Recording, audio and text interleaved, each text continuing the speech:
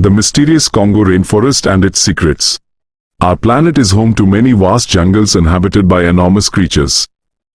One such mysterious and dense jungle exists in the African continent, the Congo rainforest. Connected to the Congo, this forest is the second largest in the world. It's so immense that it could contain 20 countries the size of the United Kingdom. Its total area spans 3.7 million square kilometers. However, this jungle is not only vast in size but also incredibly dangerous and full of mysteries. It's said that there are parts of this jungle where humans have never set foot. Even the indigenous people fear venturing deep into its depths. The Congo is not just a place on a map. The entire country is surrounded by strange, bizarre, and mysterious phenomena. In today's video, we will explore the strange events of the Congo jungle and the Congo country. We all know that the largest snake ever to exist on Earth was the titanoboa, which could reach up to 47 feet in length and weigh around 1,135 kilograms. It's believed that they existed about 60 million years ago, and their fossils were first discovered in Colombia. But what if I told you that the titanoboa hasn't gone extinct and is still roaming our planet? In 1959, Remy van Lierde, a Belgian Air Force colonel, was returning to his base camp by helicopter after completing a mission. As he flew over the Katanga region of the Congo, he suddenly noticed something moving in the jungle below. Van Lierde, an experienced pilot, could accurately gauge the size of objects from above. Seeing this strange creature, Van Lierde and his companion were intrigued and decided to descend for a closer look. However, what they saw upon landing was beyond their wildest expectations.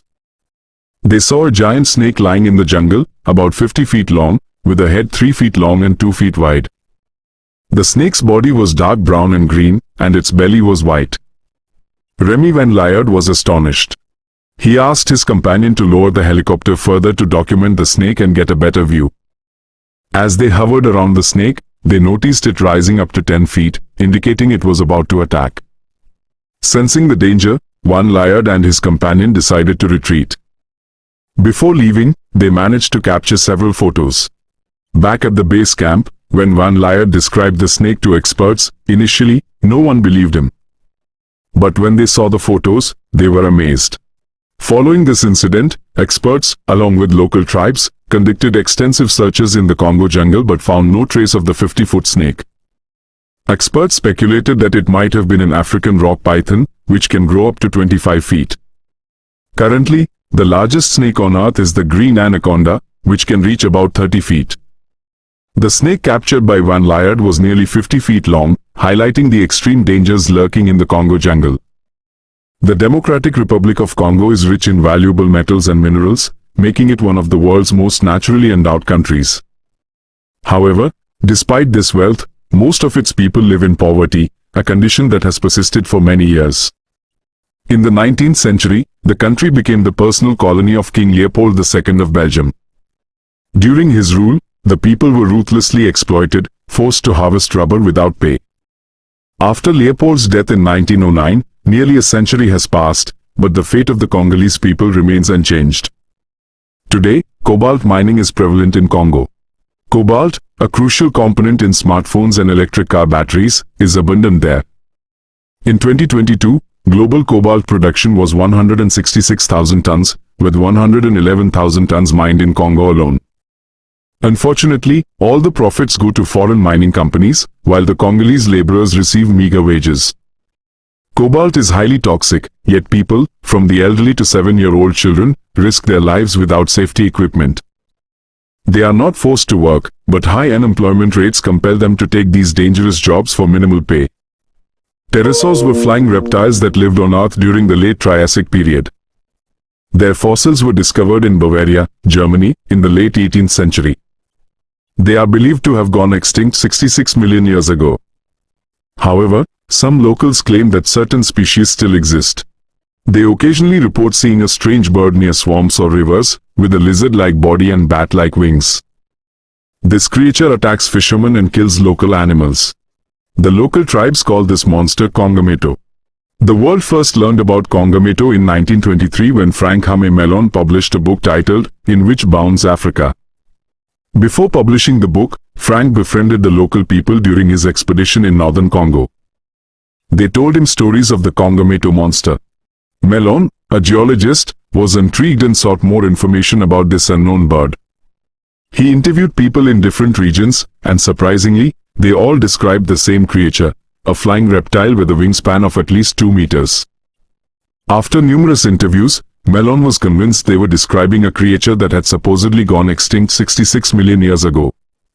In the early 19th century, some Europeans exploring Congo discovered a powerful weapon from a small tribe called the Nagbaka. This weapon, the Ungalu sword, was used to execute prisoners, as depicted in ancient drawings. Ungalu, in the local language, means executioner's sword. This sword was well known throughout the Congo region and symbolized power. About 25 inches long, its head resembled a sickle, and its lower edge had sharp, saw-like teeth. However, this sword had a dark history that still haunts the Congolese people. The Nagbaka tribe was known for cannibalism. They used the sword for special ceremonies, not only to execute prisoners but also to hunt and capture members of other tribes for food. These tribes can still be found in Congo, although they have stopped the practice of eating human flesh. Since Belgian rule in 1858, this practice has been banned. However, they continue their old rituals, using goats instead of humans. They consider goats sacred and drink their blood from bowls after sacrificing them. For many years, Africa has attracted explorers from around the world. Attilio Gatti, an Italian writer, filmmaker, and adventurer, was one of them. In 1927, Attilio came to Egypt for medical treatment and became fascinated with Africa. He had always been interested in African culture. He spent considerable time in Congo, studying its natural environment and the culture of its inhabitants. He started making documentary films with the local tribes. During his time in Congo, he captured about 40,000 photos. He participated in various tribal celebrations and hunted with them, forming strong bonds.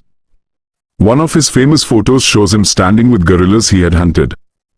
The tribes told him about a dangerous cave in Congo inhabited by an evil spirit, from which no one returned. This cave was called the Kavina cave. In the Congolese language, Kavina means painful death. Intrigued by these stories, Attilio decided to explore the infamous Kavina cave. He entered the cave with a large team and immediately noticed a foul smell. Further inside, he witnessed a horrifying scene, numerous human skeletons, as if someone had committed genocide. According to local legends, the evil spirit in the cave abducted and killed people there. However, Attilio's research revealed that the cave was once used by locals to bury their dead. If you enjoyed this video, please give it a like. Until next time, goodbye.